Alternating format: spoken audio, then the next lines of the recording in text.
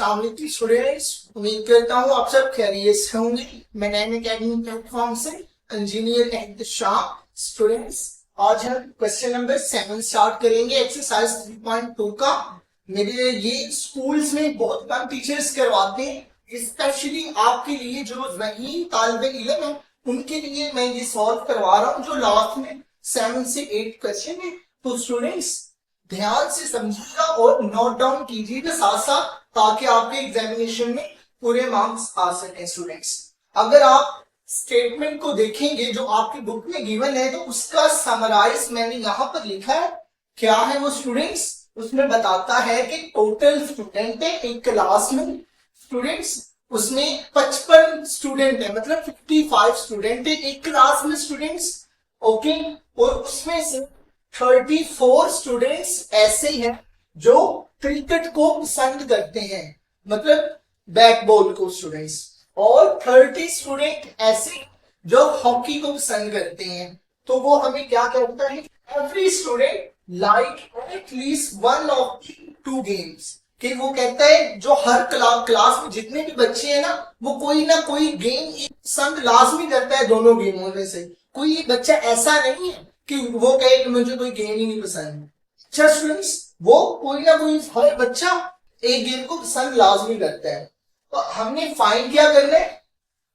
How many students like both game. हमने इन सारे data जो हमें गिवन किया हुआ है ना, उसमें से हमें फाइंड भला क्या करना है कि कौन से वो तालिबे इल्म है जो दोनों गेम्स को पसंद करते हैं।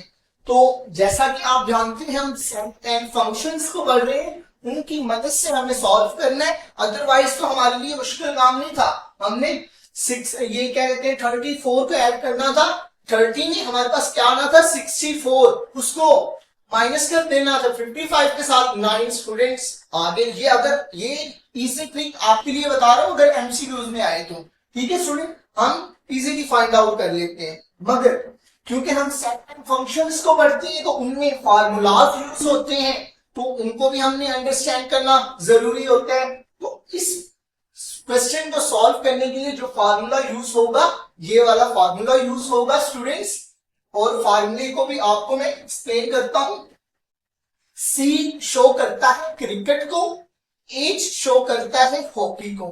ठीक है, अगर हम क्रिकेट यूनियन क्या कहते हैं हॉकी लें, तो कितने हमारे पास स्टूडेंट्स बनते हैं क्लास में? कितने स्टूडेंट्स हैं? 55। मगर बच्चे कहेंगे भाई इधर तो क्रिकेट के 34 है और हॉकी के 30 है, इन्हें जमा करें तो 64 बनते। मगर बच्चा, मैं आपको याद दिलाता चलूं, जब हम यूनियन लेते हैं किसी भी चीज को 2 मरतबा हम नहीं लिखते, अगर रिपीट हो रही हो उससे 1 टाइम लिखते हैं। अब स्टूडेंट्स तो है ना जो बोथ को पसंद करते हैं, उन्हें 1 मरतबा लिखेंगे, तो हमारा आंसर क्या आएगा? 55। ओके, तो हमारे पास जो दो हॉकी क्रिकेट या बोथ को पसंद करते हैं वो कितने हैं? 55। और जो सी रिप्रेजेंट करता है क्रिकेट को, अब क्रिकेट को कितने लोग पसंद करते हैं? 34। हॉकी को कितने करते हैं? 30। और सी इंटरसेक्शन हॉकी, ये किसको शो कर रहा है? जो बोथ को पसंद करते हैं, मतलब जो हमारा हमने वैल्यू फाइंड करनी है। ये देखे ना, ये भी हमें गिवन है स्टूडेंट्स, ये भी हमें गिवन है, ये भी हमें गिवन है 55, 34, 30। मगर ये चीज हमें गिवन नहीं है स्टूडेंट्स। यही हमने फाइंड करनी है कि क्रिकेट और हॉकी दो बोथ लोग पसंद करते हैं। देखिए ना, इंटरसेक्शन का मतलब ही ये होता है बोथ में से जो सेम वैल्यूज होती हैं उन्हें हम सेट में लिखते हैं। तो इसका मतलब हुआ ना, जो बोथ को पसंद करेंगे वही हमारे पास आएंगे। तो अब फार्मूले में हम वैल्यूज पुट करते हैं और हमारा आंसर आ जाएगा। Now put the values. हमारे पास इसकी वैल्यू क्या है? 55 स्टूडेंट्स। ठीक है, और एनसी की क्रिकेट हमें कितने लोग पसंद करते हैं? 34 स्टूडेंट्स। ओके, प्लस हॉकी कितने स्टूडेंट्स पसंद करते हैं? 30। ओके स्टूडेंट्स, माइनस जो हमारे पास दोनों पसंद करते हैं उसकी हमारे पास वैल्यू नहीं है, तो हम ना एक्स लिख लेते हैं। एक्स कोई वैल्यू है जो बोथ गेम्स को, स्टूडेंट्स का नंबर्स है जो बोथ गेम को पसंद करते हैं। ठीक है, 55 की इन दोनों को ऐड करें क्या आएगा 64 आ गया माइनस एक्स। ओके स्टूडेंट्स, अब जो हमारे पास एक्स है ये दूसरी साइड पर ले जाएंगे हम, एक्स को दूसरी साइड पर ले जाएंगे, एक्स दूसरी साइड पे आएगा, इधर माइनस का है ना तो पॉजिटिव का हो जाएगा और 55 इसके साथ और 64। ठीक है, अब 55 है कौन सा वो प्लस का है, उधर जाके माइनस का हो जाएगा क्योंकि एक्स उधर नेगेटिव था ना इसलिए हमने पहले उसे पॉजिटिव किया। अब 64 है लिख दिया और जो ये 55 है दूसरी साइड पे जाएगा माइनस का हो जाएगा। अब एक्स की वैल्यू क्या आई 9 स्टूडेंट्स। ठीक है, अब हम लिख लें 9 students who lie both ways। ठीक है, ये हमारा क्वेश्चन नंबर 7 सॉल्व हो गया। स्टूडेंट अगर आपको समझ ना आए तो वीडियो आप दोबारा वॉच करें, इंशाल्लाह आपको समझ आ जाएगी। अब हम नेक्स्ट क्वेश्चन की तरफ चलते हैं, क्वेश्चन नंबर 8। ओके स्टूडेंट्स, अब क्वेश्चन नंबर 8 स्टार्ट करते हैं।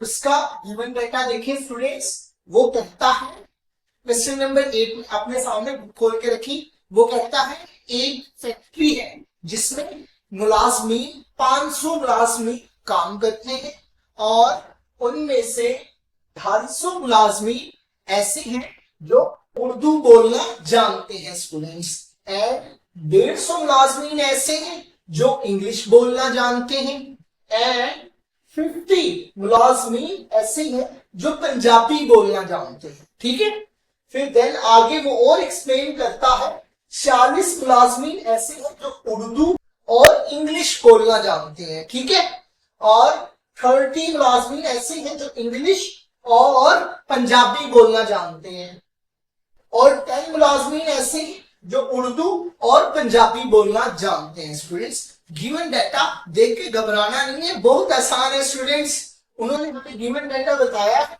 और एक फार्मूला यूज होगा क्योंकि इसमें 3 लैंग्वेजेस है, उर्दू पंजाबी एंड इंग्लिश। तो ना फॉर एग्जाम्पल हमने जब सारा का यूनियन मतलब जब सम करते हैं तो यूनियन उसे कहते हैं ना, जब हम तीनों का सम करते हैं तो हमारे पास मुलाजमीन की कितने मुलाजमीन आते हैं 500, मतलब यू उर्दू का इंग्लिश का एंड पंजाबी का यूनियन लेंगे, सारे एक एक मर्तबा आ जाएंगे, कोई भी 2 मर्तबा नहीं आएगा, तो हमारे पास 500 आंसर आएगा। तो इसका जो फार्मूला है ना स्टूडेंट्स, ये आपको बुक की बैक साइड पर भी गिवन है और ये आपको जुबानी याद करना पड़ेगा, मगर मैं बता देता हूं उन्होंने बनाया किस तरह। ये देखिए ना, ये 3 क्या है ना, तो पहले उन्होंने यू को अलग कर लिया, ई को अलग लिख दिया, पंजाबी को भी अलग लिख दिया और प्लस तीनों के साथ लगाया है, एंड देन माइनस से स्टार्ट किया। पहले उन्होंने यू और ई का इंटरसेक्शन लिया, माइनस फिर किया ई और टी का इंटरसेक्शन लिया, and then U and T का इंटरसेक्शन लेकर प्लस कर दिया। जो क्वेश्चन है वो एंड पर लिख दिया स्टूडेंट्स, क्वेश्चन नहीं लिखा एंड पर, जो क्वेश्चन है उसमें साथ मतलब यूनियन को इंटरसेक्शन में चेंज करके लिखा है। ये हमारे पास फार्मूला है और अब मैं इसकी बता दूं कि इनमें वैल्यूज हमारे पास किस किस की गिवन है और किसकी नहीं है। स्टूडेंट्स अगर आप ये देखें, इसकी वैल्यू तो मैंने अभी बताई है ना, गिवन है कि 500। ठीक है स्टूडेंट्स, और हमारे पास यू किसको जाहिर कर रहा है, उर्दू को। उर्दू कितने स्टूडेंट्स बोल सकते, एम्प्लॉयज बोल सकते हैं 250, मतलब हमारे पास 250 भी स्टूडेंट्स गिवन है, एंड इंग्लिश स्टूडेंट्स कितने बोल सकते हैं 150, वो भी हमारे पास गिवन है। पंजाबी कितने लोग बोल सकते हैं 50, वो भी गिवन है, एंड उर्दू और इंग्लिश कितने लोग हमारे पास बोल सकते हैं 40, वो भी गिवन है। इंग्लिश और एंड पंजाबी को कितने स्टूडेंट्स बोल सकते हैं 30, ये भी हमारे पास गिवन। उर्दू और पंजाबी कितने एम्प्लॉयज बोल सकते हैं 10, तो वो भी हमारे पास गिवन है। गिवन हमारे पास क्या नहीं है स्टूडेंट्स, ये नहीं है कि हमने फाइंड क्या करना है इस क्वेश्चन, फाइंड हमने ये करना है कि कितने हमारी फैक्ट्री में एम्प्लॉयज हैं जो तीनों ही लैंग्वेज बोल सकते हैं, मतलब पंजाबी, इंग्लिश, उर्दू तीनों ही लैंग्वेज बोल रहे हैं, वो हमने फाइंड करने हैं अपनी फैक्ट्री में। तो ये हमारे पास गिवन नहीं है और बाकी डाटा हमारे पास गिवन है। स्टूडेंट्स परेशान ना होया करें, साथ साथ आप नोट डाउन किया करें, और आपके ही लिए मैंने ये लिखा है क्योंकि ज्यादातर जो इंटेलिजेंट स्टूडेंट्स हैं उनके लिए ही हम ये क्वेश्चंस करवाते हैं, क्योंकि ना टीचर्स अक्सर स्कूल में ऐसे क्वेश्चन को जो स्टेटमेंट बेस्ड होते हैं इनकी, वो कहते हैं कि इनकी स्टेटमेंट बहुत ज्यादा है, तो ये क्वेश्चन पेपर में नहीं आएंगे, मगर ये न्यू सिलेबस है, कोई हमें नहीं पता बोर्ड्स का, इसलिए हम आपको ये सारे क्वेश्चंस करवा रहे हैं। तो अब हम इसमें वैल्यूज पुट करेंगे एंड देन फाइंड कर लेंगे, और मुझे पता है हमारे सारे ही स्टूडेंट इंटेलिजेंट हैं। पुट करते हैं, कितनी है हमारे पास 500, ओके, इक्वल यू हमारे पास क्या गिवन है स्टूडेंट्स 250 प्लस ई हमारे पास क्या गिवन है स्टूडेंट्स 150, पी क्या गिवन है हमारे पास 50, आगे माइनस स्टार्ट हो जाते हैं students, negative sign, U intersection E हमारे पास क्या गिवन है स्टूडेंट्स 40